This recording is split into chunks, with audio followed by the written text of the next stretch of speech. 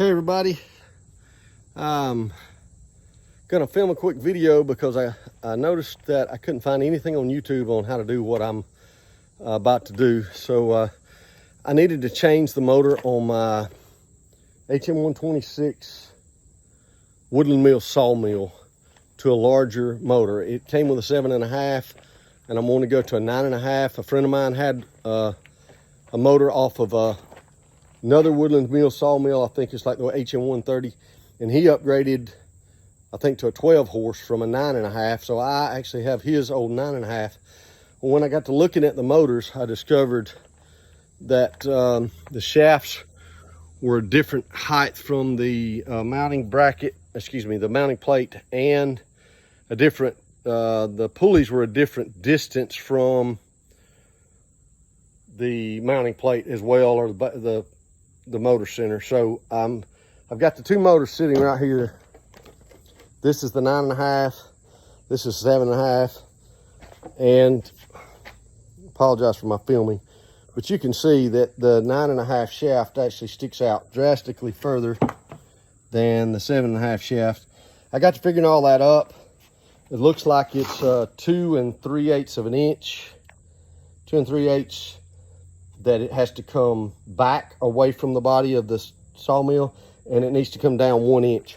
I went ahead and pulled the head off the sawmill and brought it up here, and I'm going to put it in my shop here, and then I'm going to, I think what I've decided to do is I'm going to cut out the mounting plate here. I'm just going to cut it loose on the two sides. I'm going to drop it down 1 inch, and then I'm going to add 1 inch to the end of it, or I may slide it out and add 1 inch on the inside. I haven't decided yet. And then I'll have to re-drill my mounting holes for the new motor. So that's the plan, and I'm not a fabricator by any means. I actually just took my tractor you see behind me here, and I just threw a strap around the head of the sawmill, picked up the tractor, flew it up here. I'm going to cut that loose and then clean all the paint off of everything and get it ready to weld back. I think the hardest part of this is going to be getting it back exactly where I want it. Like I said, I'm not a fabricator, but I feel like, as simple as this is, maybe I can just put some clamps on it. I've got a couple of magnetic 90s that I can use to hold it in place while I get it tacked. I'm just going to be using a little Harbor Freight wire welder with no argon, just flux core wire, and I think I can make this work. And I'll try to film this as I go along with some updates for anyone that may need to do this. I know that I didn't find anything on YouTube about anybody doing it for this specific sawmill. And actually, I said it was a 126. I'm wrong. It's an HM122. I think the 126 actually comes with the 9.5 horse. So this is the model of the unit that I'm actually upgrading to the 9.5 horse. Obviously, it wasn't designed for this upgrade. But what I found is with the 7.5 horse, the horsepower is not adequate for the length of the blade on this sawmill unless you really drag. So you've got to go slow, and I'm not interested in going slow. So that's the purpose of this upgrade. Okay, so the next steps I'm doing here on this is I am going to get a diagram of exactly what we already have here. So a height from here down to this plate, height from here to here, and then a width and a distance that each of these notches are from the back of the blade box. And I'm going to mark all that the best I can with a scribe, and then I'm going to cut this plate out and drop it down. And I think what I've decided is I'm going to add on to the end to get the 2 3/8 that I need, which means I'm probably going to have to do some gussets or something out here to give it some strength, not just a straight welded joint, because it'll tend to break or sag under the pressure of that motor, I think. But most of the weight would still be on this plate. So I don't know. Anyway, we're going to work through that. I know I'm going to have to drill some new holes because these base plate holes are a different width than the base plate holes on the new motor. And so what I'm thinking is another option is if I were to extend it back here, I could use this first set of holes for my bolts and only have to re-drill one set. So that may be another option. I'm gonna look at that. But this whole thing has to come out 2 3/8 of an inch. So we'll see. We'll come back to that.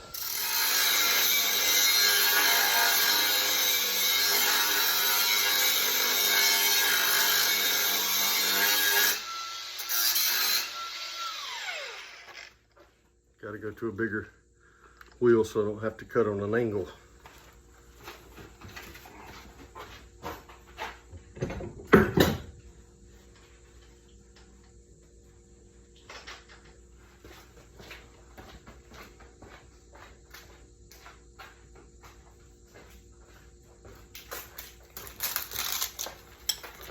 I bought a 10-pack of these Harbor Freight Hercules metal cutting wheels. We'll give you a review on those after this project's over. If I get through this project with those 10 wheels.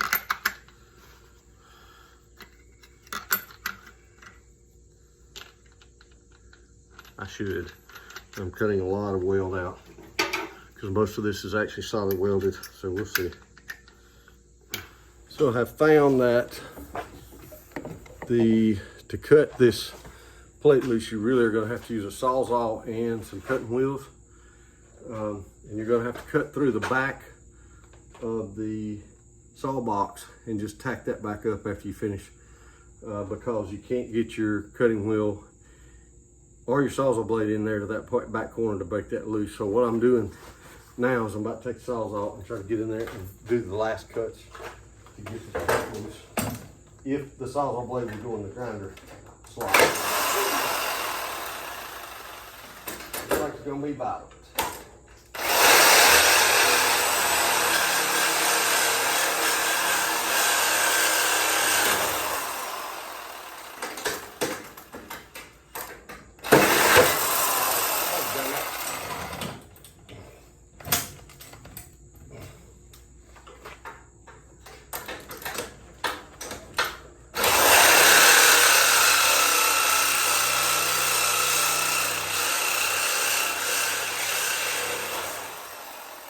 Got that side loose. Then we'll try the other side. Here, I'll show you exactly what I'm doing. See if I can get you here up here closer. So, what I've done right there in that corner is I've taken the sawzall and I went, let's see, sorry guys, there it is. And I cut down that corner right down to the bottom plate there. And I'm gonna do this other corner now.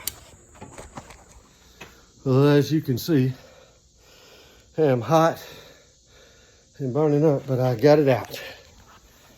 I got the plate off, sitting right there on the top. And there is where it came from. It was a pain. Ended up using a sawzall and a grinder with cutting wheels, and then ended up having to take a chisel in the corners and beat the living daylights out of it to break that last weld. But we got it out. I think that's all we're doing for today. Okay, so I have welded this 2-inch plate in to close up the hole from where I took the mounting plate out. And I realized that the mounting plate, unless I cut it off, is too wide. So I have cut that piece loose so I can let the mounting plate slip under here. It's got to drop down 1 inch from here and then be welded back in. I've got to verify now, I hope I haven't made a mistake here, that when the motor slides out here, something's not going to hit this corner. I should have checked that already, but that's why this is DIY. So we'll see. So I've come down 1 inch from here, marked it there. Same thing over here. I'm going to take this steel plate and I'm going to clamp it right here until I can get the piece above. I'm actually going to drop it down 1.25 inches for the thickness of steel and clamp it, and then I'll know that I'm 1 inch down from both sides, theoretically running level, and I'll tack that, and then we'll level that plate and we'll tack it along this brace over here. And then on this side, we'll come back and add that brace back that I cut off to give it support in this orientation. At least that's the plan anyway.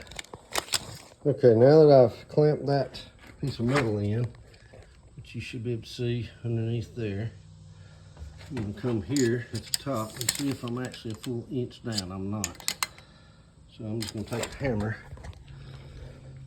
Sorry for the quality of the video, guys.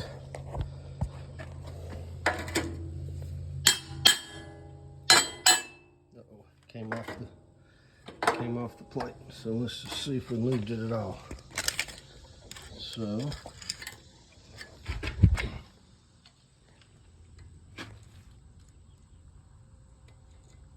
we are really close, maybe an 1/8 tie, a 1/16 tie on that side.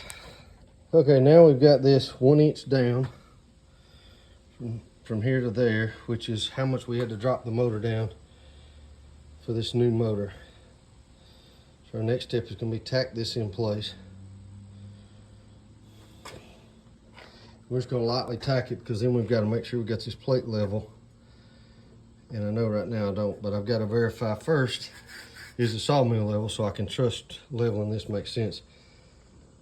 So that's okay, so we have confirmed that the face of the sawmill in this orientation is level.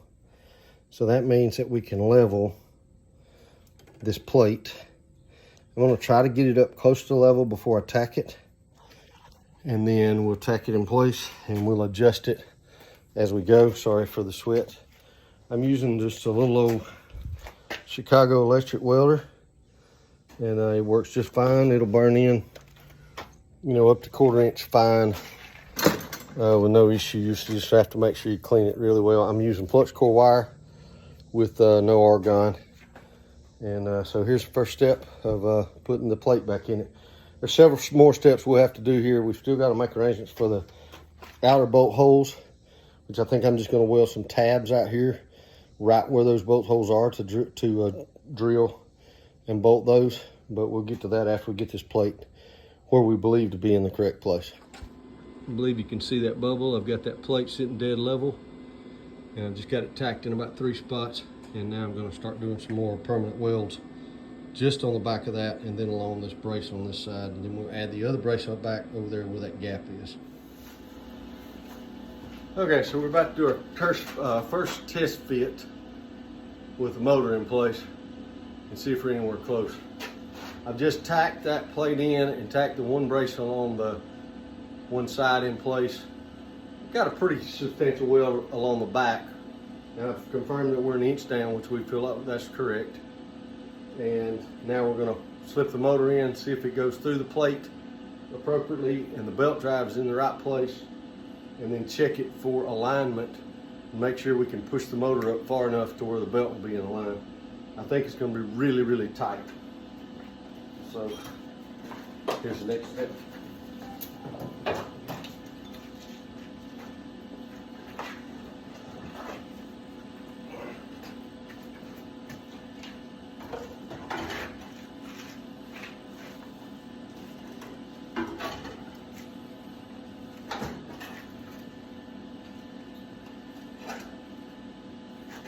So it appears we're at the right height, but I can see now that the oil drain and on both ends of the motor are going to hit my brace. So I'm going to have to do some notching to get this to slide up. I think it'll sit here for just a minute and I'll video what I'm talking about. Let me see if I can get a video of that so I can show you. So, see the oil drain on the end of the motor right here? It's going to hit this brace. I'm going to have to cut this off. So that brace I wanted to weld in here is not going to go here. I'm going to have to do something up underneath the motor because I got to avoid that oil drain. And the same thing on this side, except for this one has an extended oil drain right here. it sticks way out, and I'm gonna have to notch this whole plate for that, which I think I can notch and leave the plate in place. But I'm just gonna have to figure some math and take the grinder and notch that. So that's the next steps, one thing at a time. Hey, in case you can't tell, it's hot. Okay, so notched here, and I'll cut that off. I'm gonna set the motor back up here and see how we're sitting in. Okay, so let's see here. Let's look at a little better this time. The oil drain's not hidden on either place, which is awesome. The oil drain is not hitting. That's about as far this way as we can go because my exhaust is hitting right here. So that's going to be a challenge for us, I'm afraid. I'm hoping not. What we may end up having to do is get a little bit longer belt. So I'm going to show you something up close again. As you see right here, I can get the bolt hole in here to line up with this notch, but the one out here, the bolt hole was outside of the notch in the plate. So I've got to add something here. I think I'm just going to do some tabs out here to catch those two bolt holes with some notches in them where it can slide in them. But first, we're going to go around here and we're going to push this motor up hard, which I think it's going to end up being hard up against that in there. And then we're going to verify whether or not we are flush with the belt pulley here. So basically, this belt goes on that motor. Okay, so you see the belt will actually go on in the position we're in, which means that I can move the motor in the orientation you're looking at right now to the left, and it will clear the exhaust from hitting that frame, which is awesome. Because as we bolt this motor on, we've got a tensioner that we have to put on underneath to pull the motor to where it tensions the belt. So that's actually good news. So we're making real progress now. Pretty excited about that. Yes, pretty excited about that. So we've still got to figure out how to brace the plate up underneath the motor better. And we've got to put the tensioner in, and we've got to extend that plate for the bolt holes that will go right there on the front two spots. So on to that now. So I discovered there was just enough plate here. I can notch these out and the bolts still go in that existing plate. I think it's going to be fine. There's still a full 1/4 inch right here, maybe 3/8. And I'll use some washers on those bolts. I think it's going to work out just fine. Now I've got to extend this tensioner plate because it is not long enough to match up with the new bolts on the new motor. So I'm about to take a piece of this plate right here and extend this. All right, so I have extended the tensioner. It is ugly, but it'll work. Now, I think I've got to put some type of brace right there to keep the end of this from sagging. And I believe we're really close to setting the motor on it. We're gonna test fit everything and then try to shoot a little paint on it to keep it from rusting. And then we'll see if we can stick it together and see how close we are. Woohoo! Hey guys, I'm back. I think I've missed some of the work that I completed. I'm gonna run back over just a few things real quick. This is the motor tensioner. I did get that mounted and it works perfectly. I do have to add a piece right here. So I'm gonna cut a piece to fit that space, which will help hold up the motor plate that holds the motor up. Then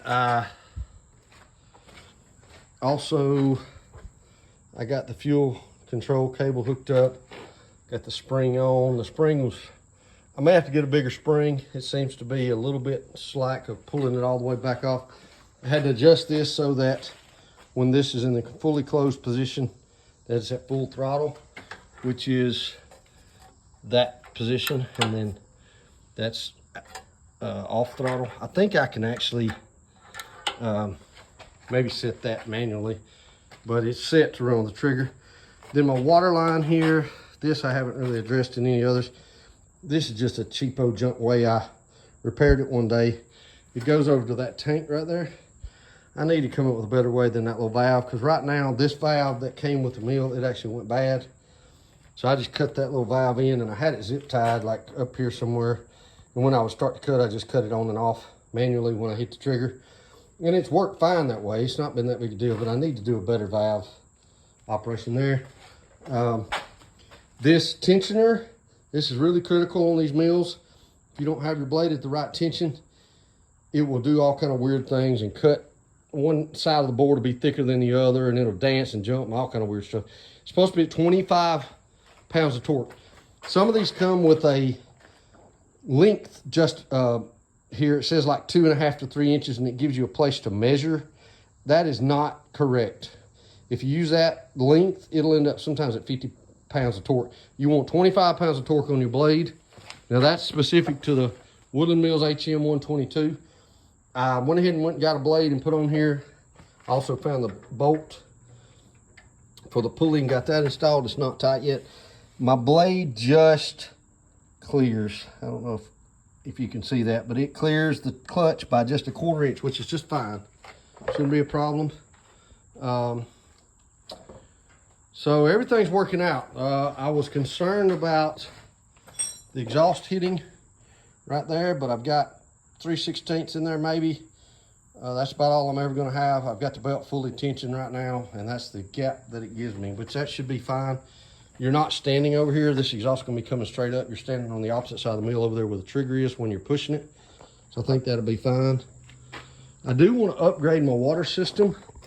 This is actually broken. I'm gonna weld that back, that joint right there, while I've got it up here in the shop. And I believe that's it. I believe that's the whole project. So basically, just to go back over this, I pulled the old motor off, which is this 7 horse or 7.5 horse.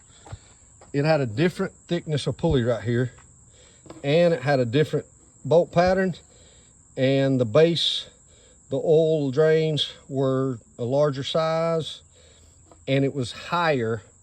The new motor from here to the top of the pulley or center of the pulley was 1 inch different. So on the new mill, I had to cut and move the mounting plate down, which you can see some gnarly cuts in there. I still got to do some welding. I'm going to pull the motor back off and finish weld everything and paint it. And then I had to move it out 2 inches out this way, which I did by when I dropped it down. I put a plate in over where I cut it out from in there and covered that hole. I had to notch all of this for the oil drains so that they would be accessible and not hit and let the motor go all the way against the mill. And then I had to extend the end of the tensioner pulley right here. I just welded a piece of metal on here and extended it, notched it so that the bolts work. I had to cut this notch out larger in the mounting plate and use large washers underneath here. I thought I was gonna have to actually add tabs onto this mounting plate, which I think I've mentioned a couple times in the video, but I ended up not having to do that. I am gonna add some bracing right here, which will help hold this motor mounting plate better. And I think that's pretty much it. I do want to, I've got just this is how you raise the mill up and down.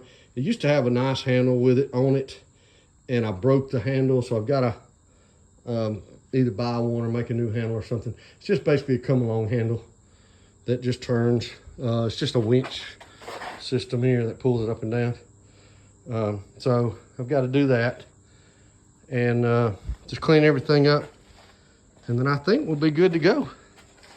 We'll have to take it back down and put it on the sawmill. After I get that done, I'll probably post another video actually sawing with this mill.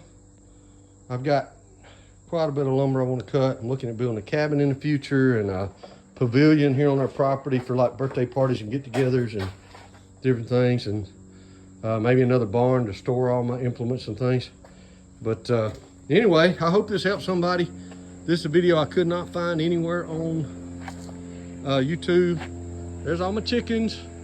There's my tractor.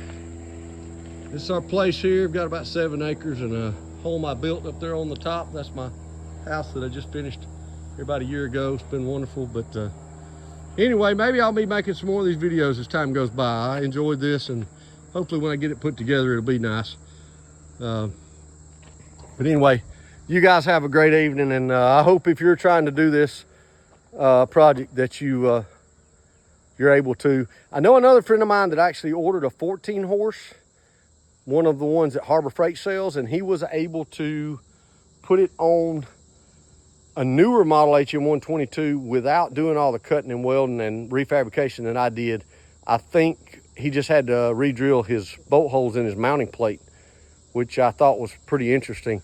I think my mill is a 2015, his may be a 20, I don't remember. But apparently they changed some things about the mounting plate on the HM122 that came with a 9.5 horse motor. So he was able to go from a 9.5 to a 14 pretty easily. And he did that because he wanted electric start and he just wanted some more power. So I'm really excited to see what the change from the 7.5 horse or 7 horse, I don't remember what it was, to the 9.5 is. It looks massively different, and I really feel like it's going to make the mill heavier, which I don't mind because I think it'll cut a little smoother with that little bit extra weight. And then I think it's going to have a whole lot more torque when I'm in those big logs that are 20 inches wide that I need to be able to cut through on that first or second cut. So I'm really excited about what the performance does. So, all right, that's enough talking. Have a good one.